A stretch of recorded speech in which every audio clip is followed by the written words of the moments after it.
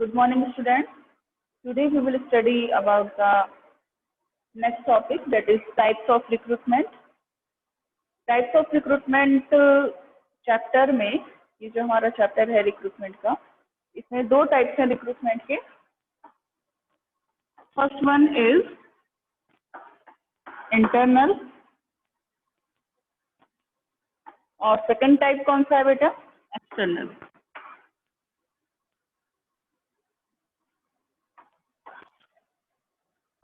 It means that कि जब हम अपनी कंपनी में वैकेंसीज निकालते हैं तो दो तरीके से हम रिक्रूटमेंट प्रोसेस को यूज कर सकते हैं.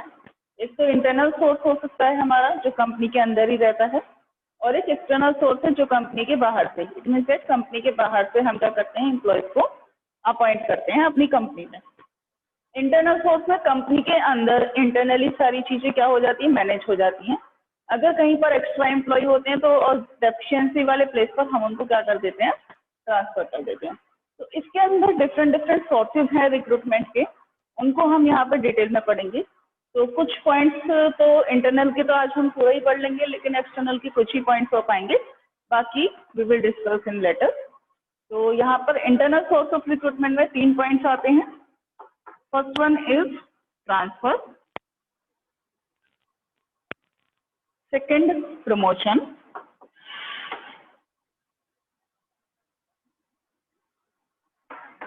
and third one is layoff.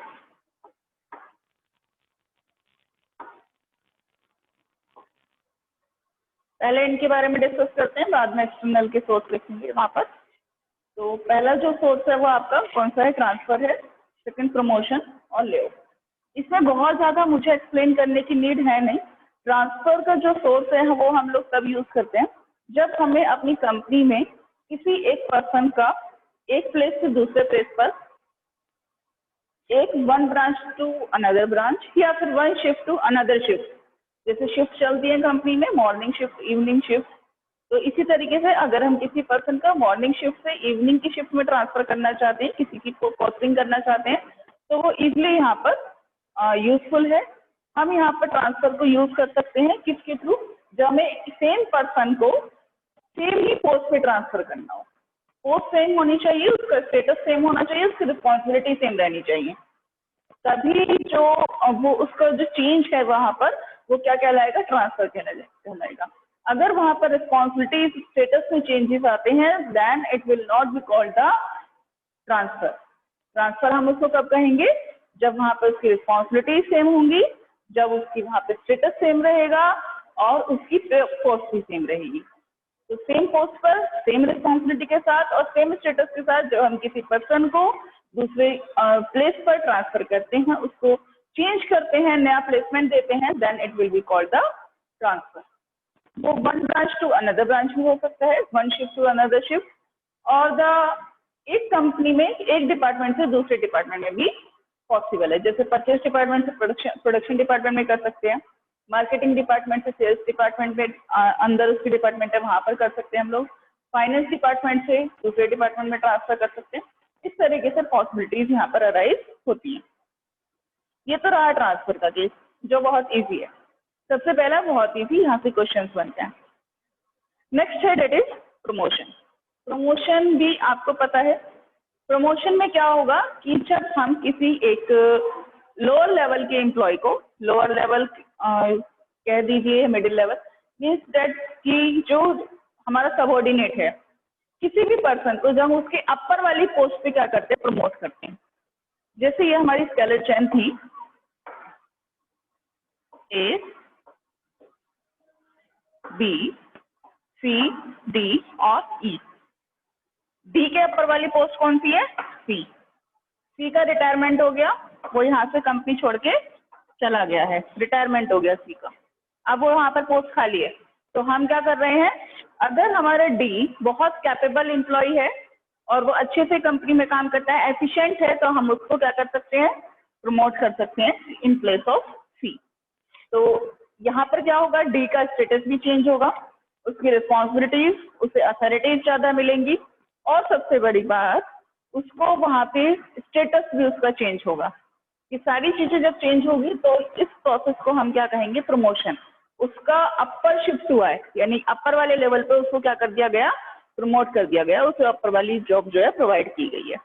या फिर एक दूसरा तरीका था इस पोस्ट को फिल करने का कि जो डी है वो बहुत ज्यादा इनएफिशिएंट, मतलब डी बहुत ज्यादा कैपेबल नहीं है, वो अपना काम ही ठीक से कर सकता है, वो जो हायर पोस्ट है उसको ठीक से नहीं संभाल सकता। डी की तो बात छोड़ दीजिए, डी को तो हम प्रमोशन करने के बारे में सोच भी नहीं सकते। दूसरा पॉइंट ऑफ व्यू हो सकता है कि जो बी है, बी अच्छा काम नहीं करता है, वो अपना काम भी ठीक से नहीं कर पाता है और इतनी हायर पोस्ट पे बैठा है। तो हम क्या कर रहे हैं, हमने सोचा कि बी जो है वो इनएफिशिएंट है और वो अपना काम भी बहुत अच्छे से नहीं कर पाता, वो उस पोस्ट के लायक ही नहीं है, तो हम उसको क्या करते हैं, डिमोटिवेट भी कर सकते हैं, मीन्स डिमोशन बोलते हैं उसको। जब हम किसी पर्टिकुलर पर्सन का हायर पोस्ट से लोअर पोस्ट की तरफ उसको डिमोट करते हैं, then it will be called the demotion. तो प्रमोशन के अंदर 2 स्टेप्स आएंगे, एक प्रमोशन है और एक डिमोशन है। इन दोनों के बारे में यहाँ पर डिटेल में दिया गया है, आप उसको बुक से और अच्छे से पढ़ लीजिएगा। नेक्स्ट पॉइंट है that is lay off. Lay off के बारे में क्या होता है, अच्छा ले ऑफ बेटा इस टाइम पे बहुत ज्यादा किया जा रहा है, जैसे कोविड-19 का ये टाइम है, इतना पैंडेमिक टाइम में, जैसे कि आप सबको पता है कि बहुत सारे लोगों की जॉब्स जा रही हैं, बहुत सारे लोग अनएम्प्लॉयड हो रहे हैं। तो कहीं ना कहीं एक तरीके से देखा जाए, जहाँ पर किसी कंपनी में कभी किसी टाइम में 5000 लोग काम करते थे, वहाँ पर अब काम नहीं है कंपनी में, मार्केट में प्रोडक्ट्स की डिमांड नहीं है, तो जिसकी वजह से 5000 पर्सन की जगह पर वहाँ पर 1000 पर्सन रह गए हैं, यानी कि 4000 पर्सन को कंपनी से निकाल दिया गया। ऐसा सब जगह पर हो रहा है, सभी ऑर्गेनाइजेशन में, सभी इंस्टीट्यूशंस में आज के टाइम में ऐसा हो रहा है। ये तो अभी कोविड का केस है, जो पूरे ऑल ओवर इंडिया ऐसा हो रहा है कि ऑल ओवर इंडिया कह लो, सभी कंट्रीज में ऐसा हो रहा है कि कितने करोड़ों लोगों ने अपनी जॉब यहाँ पर खोई है। इवन ये तो कभी ये मान लीजिए कि पैंडेमिक टाइम है, लेकिन जब हमारा सीजन नहीं होता, नॉर्मल टाइम में भी जब कोविड नहीं था तब भी ऐसा होता था, लोग अपनी जॉब खोते थे। तब ऐसा क्यों होता था, क्योंकि सीजन नहीं होता था। सपोज कीजिए विंटर वुलन की हमारी कंपनी है, हम लोग winter woollen, winter cloth prepare करते हैं, और अब हमारा सीजन नहीं है गर्मियों में, तो हमने अक्टूबर, नवंबर, सितंबर, अगस्त में तो बहुत सारे वर्कर्स को अपॉइंट किया, और जैसे ही फरवरी आया, प्रोडक्शन बंद होने लगा हमारा, हमने सबको निकाल दिया। बैठ के उनको 5-6 महीने थोड़ी ना सैलरी देते हैं, प्रोडक्शन स्पीड हमारी क्या हो जाती है, हल्की हो जाती है समर में, और हम उनको क्या कर देते हैं, बाकी जो एक्स्ट्रा वर्कर्स होते हैं उनको निकाल देते हैं। कंपनी ऐसा हमेशा करती है, सीजनल टाइम पे वर्कर्स को अपॉइंट करती है, और जब उनके पास काम नहीं होता है, मंदी होती है मार्केट में, तो उनको निकाल दिया जाता है। ये कुछ उनको अपनी क्या करना पड़ता है, रेगुलेटरी के लिए ऐसा करना पड़ता है। तो ये जो प्रोसेस है बेटा कि कभी कोई एम्प्लॉई आपकी कंपनी में काम कर रहे हैं, कुछ एम्प्लॉयज, और आपने उनको वहां से कंपनी से निकाल दिया है, देन फिर जरूरत पड़ती है आप उनको बुलाते हैं। इस पर्टिकुलर प्रोसेस को हम लोग सब जानते हैं, लेकिन बुकिश लैंग्वेज में और इसको कहते क्या है, इसका नाम क्या है, वो हमें नहीं पता। कुछ अलग नहीं है, that is also the lay off. ये ले ऑफ ही है, कुछ अलग नहीं है। ले ऑफ को हम क्या बोलते हैं, एक ऐसा प्रोसेस जिसमें कभी कंपनी के पास वर्क की कमी होती है या मार्केट में मंदी होती है, और उस केस में कंपनी अपने पास से वर्कर्स को निकाल देती है। इट मीन्स दैट कंपनी छोड़कर जाने के लिए कह देती है कि आप कंपनी से अभी चले जाइए, हमें आपकी नीड नहीं है। 1 महीना, 2 महीना, 3 महीने, और आफ्टर 3 मंथ ये एम्प्लॉयर और एम्प्लॉय के बीच में पहले से ही कंडीशन फिक्स होती है। इट मीन्स दैट ये अंडरस्टूड होता है कि 3 महीने बाद जब हमें जरूरत पड़ेगी तो हम किनको बुलाएंगे, पहले इन्हीं वर्कर्स को बुलाएंगे, बिकॉज ऑफ इन्हें काम आता है ना, हम इन्हीं को बुलाएंगे, हम इन्हीं को प्रेफरेंस देंगे, अदर्स को अपॉइंट नहीं करेंगे। ये क्लियरली अंडरस्टैंडिंग किसके, एम्प्लॉयर और एम्प्लॉय के बीच में होती है। ले ऑफ किसे बोलते हैं, जब कंपनी के पास काम नहीं होता, उस कंडीशन में कंपनी क्या करती है, अपने वर्कर्स को कंपनी से कुछ पर्टिकुलर टाइम के लिए सेपरेट कर देती है, और जब कंपनी के पास काम दोबारा होता है, प्रोडक्शन वर्क दोबारा स्टार्ट होता है, देन कंपनी उन वर्कर्स को अपॉइंट कर लेती है। तो यहाँ पर इसलिए ये पॉइंट दिया गया है टाइप्स ऑफ रिक्रूटमेंट में। ये भी रिक्रूटमेंट का एक टाइप है ले ऑफ, जिन्हें आपने पहले ले ऑफ किया था, दूर किया था कंपनी से, अब उन्हें आप क्या कर लें, दोबारा से अपॉइंट कर लें। ले ऑफ दूर करना और अपॉइंट करने के लिए लेड ऑफ है। कौन सा वर्ड है बेटा? Laid off. दो चीजें हैं, lay off, laid off. Lay off means अलग करना, सेपरेट करना, और लेड ऑफ मीन्स कंपनी में वापस लाना। तो ले ऑफ किया था हमने पहले, अब हमें क्या यूज करना है? उनको दोबारा वापस लाना है, तो लेड ऑफ करना है। ये तो है बेटा इंटरनल सोर्स के, तीन ही सोर्स हैं इंटरनल के रिक्रूटमेंट के। अब हम क्या चलते हैं, एक्सटर्नल पे बात करते हैं, एक्सटर्नल सोर्स ऑफ रिक्रूटमेंट पे। एक्सटर्नल सोर्स ऑफ रिक्रूटमेंट में जो हमारे 12-13 पॉइंट्स हैं, बहुत सारे सोर्सेज हैं हमारे रिक्रूटमेंट के, उनमें से हम कुछ सोर्सेज आज पढ़ेंगे, सारे तो नहीं कंप्लीट हो पाएंगे, कुछ सोर्सेज के बारे में पढ़ते हैं। जैसे first one is direct recruitment.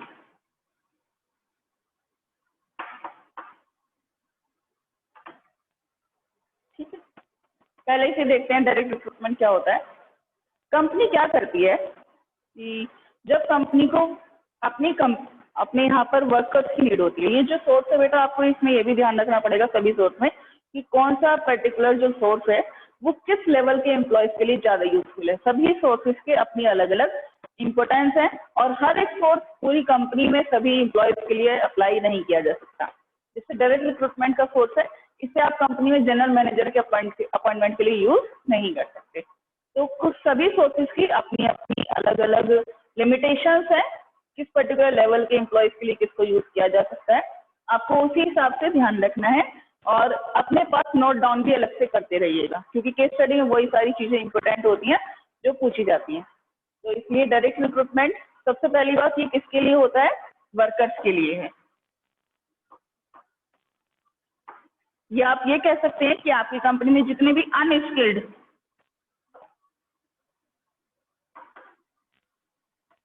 Unskilled employees हैं,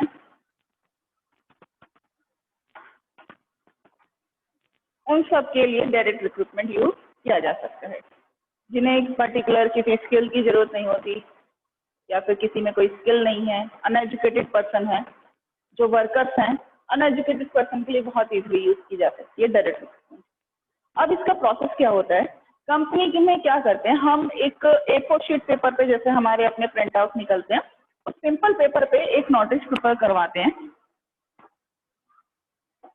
एक नोटिस बनेगा और इस नोटिस में लिखा जाएगा कि हमारी कंपनी को पर्टिकुलर इतने वर्कर्स की नीड है या इतने एम्प्लॉयज की जरूरत है, और जो भी पर्टिकुलर पर्सन इस जॉब को करने का इच्छुक है वो हमारी कंपनी में आके जल्दी से जल्दी अप्लाई करें। यहाँ पे फोन नंबर और एड्रेस वगैरह दे दिया जाता है। कॉन्टेक्ट नंबर सुपरवाइजर का दिया जाता है, जो डायरेक्ट जनरल मैनेजर और प्रोडक्शन मैनेजर की नहीं दिए जाते। कॉन्टेक्ट नंबर किसके दिए जाते हैं? सुपरवाइजर से वो लोग कॉन्टेक्ट करते हैं।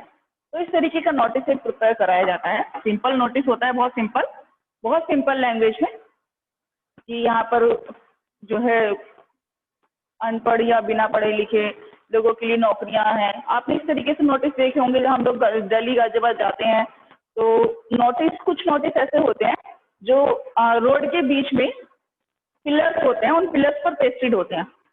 तो वहां पर पिलर्स पे जो नोटिस पेस्टेड होते हैं, बिना पढ़े लिखे, कम पढ़े लिखे, 10वीं 11वीं पास लोग भी जो है नौकरी के लिए अप्लाई करें, इतनी सैलरी और फोन नंबर पे कॉन्टेक्ट करें। तो वो कहाँ से होती है? या तो फिर वो रिक्रूटमेंट जो हमारी एजेंसीज है उनकी तरफ से होते हैं, या फिर वहाँ पर कंपनी का एड्रेस दिया गया है, किसी पर्टिकुलर कंपनी ने लगाया तो कंपनी अपना एड्रेस जरूर देगी। कंपनी का एड्रेस है वहाँ पर, तो वो पर्टिकुलर कंपनी ने नोटिस प्रिपेयर किया है।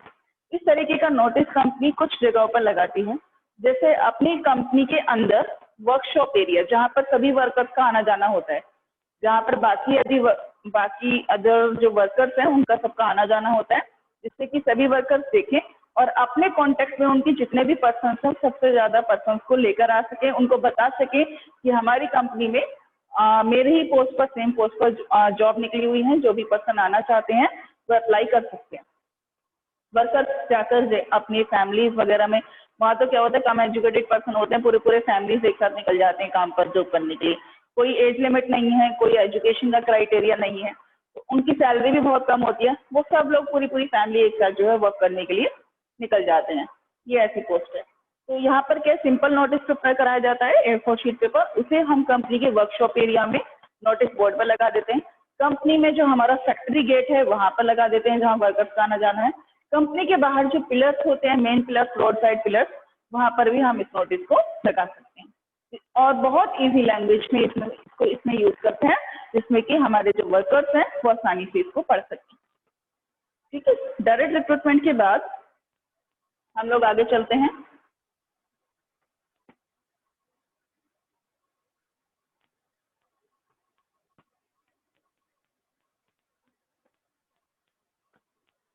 नेक्स्ट स्टेप क्या है हमारा एक्सटर्नल के अंदर? फर्स्ट था डायरेक्ट रिक्रूटमेंट।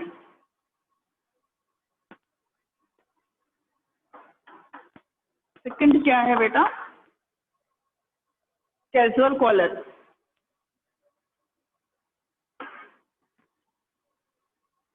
अब ये भी बहुत इंपॉर्टेंट है। कैजुअल कॉलर भी पेपर में बहुत पूछा जाता है बेटा। तो कैजुअल कॉलर की क्या टर्मिनोलॉजी है, एक्चुअल में है क्या ये? कैजुअल में नॉर्मली ऐसे ही, जैसे सपोज कीजिए कि जैसे एक होता है आपकी स्कूल की यूनिफॉर्म, और दूसरा जिस दिन आप स्कूल यूनिफॉर्म में नहीं आते हैं तो दूसरी जो आपकी घर की जो ड्रेस है उसको हम क्या बोल देते हैं? कैजुअल। हम कैजुअल है। तो ऐसे ही कैजुअल कॉलर कंपनी में कभी भी कोई भी पर्सन आके एप्लीकेशन लगा के चला जाता है, किसी भी कंपनी में, किसी भी इंस्टीट्यूशन, जैसे अब स्कूल है, यहाँ पर क्या सपोज कीजिए कि किसी एक पर्टिकुलर टीचर की वैकेंसी खाली है, जैसे हम लोग मान लेते हैं इंग्लिश का एग्जांपल मान लेते हैं, और इंग्लिश की वैकेंसी यहाँ पर वैकेंट है। ठीक है, तो अब क्या होगा, मार्केट में अगर किसी को पता चला या नहीं भी पता चला, बहुत सारे लोग ऐसे होते हैं जो खुद से ही जॉब चेंज करना चाहते हैं। कहीं पर कोई दीवान में जॉब कर रहा है, कोई एरन में जॉब कर रहा है, कोई मेरठ से आ रहा है, तो वो लोग क्या करते हैं, हम लोग different different schools, organisation, different different companies में जा करके अपना CV सेंड करते हैं।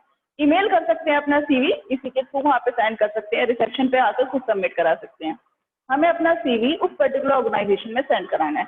सपोज करो मैं ही हूँ, मैंने अभी B.Ed किया है इस साल, मुझे जो है PGT के कॉमर्स की जॉब के लिए अप्लाई करना है, तो मैं क्या करूंगी, मुझे कोई जानता तो है नहीं, मैंने कॉमर्स से अभी M.Com B.Ed किया, मैंने अभी कंप्लीट किया और मैं जॉब करना चाहती हूँ, मुझे जॉब लेनी है। तो मैं क्या करूंगी, जैसे मैंने B.Ed कंप्लीट किया, मैं तुरंत सबसे पहले सर्च करूंगी कि यहाँ पर जो है अकाउंटेंसी कितने जो 11th-12th लेवल के जो हमारे सीनियर सेकेंडरी स्कूल्स हैं हापुड़ में कितने हैं। मैंने गूगल पे सर्च करा list of the senior secondary schools in Hapur, पूरी लिस्ट खुल के आ गई। अब मैंने एक सारे लिस्ट अपने पास क्या कर लिए, सारे स्कूल के नाम अपने पास नोट डाउन कर लिए नोटबुक में।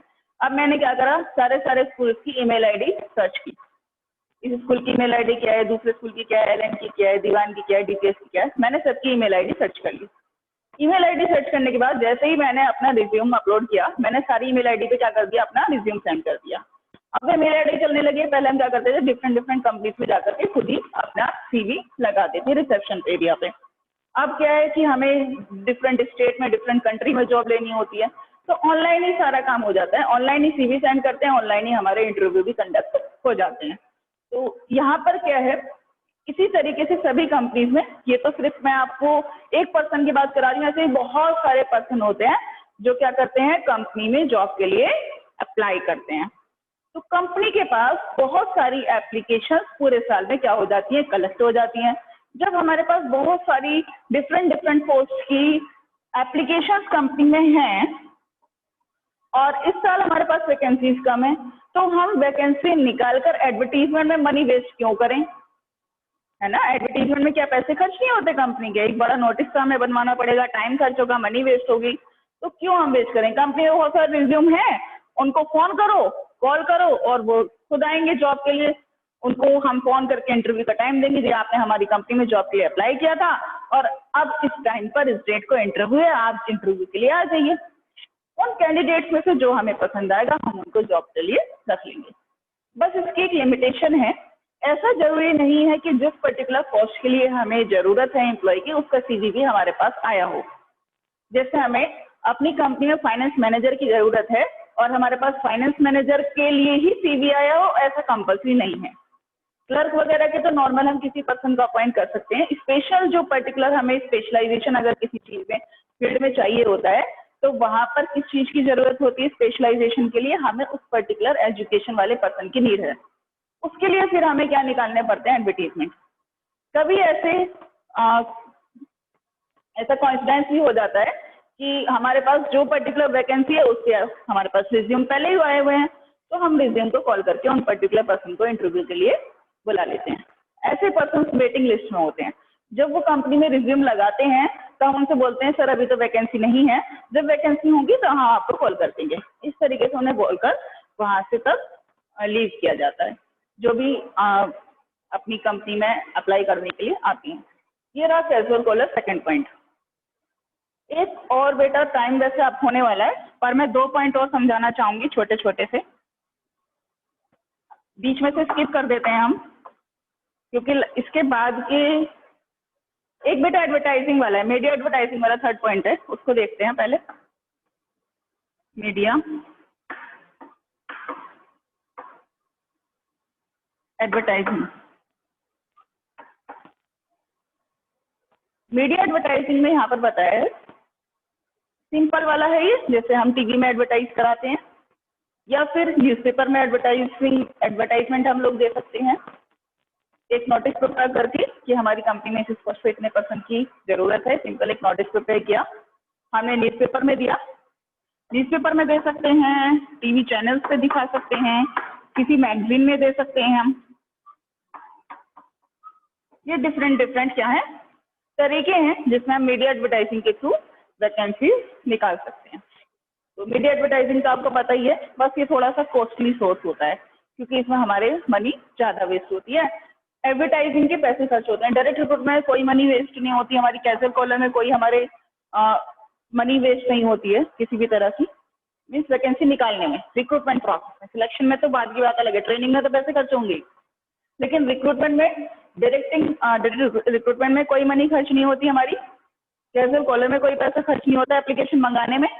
यहाँ पर हमारे मनी खर्च होती है बिकॉज ऑफ हमें क्या देना पड़ता है, एडवर्टीजमेंट देना पड़ता है न्यूज़पेपर में, न्यूज़पेपर वालों को पेमेंट करना होता है।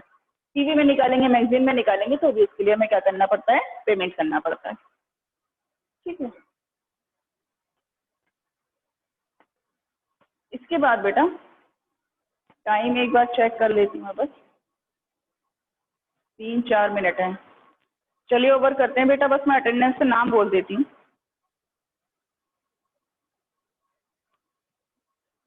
Thank you and have a nice day to all of you.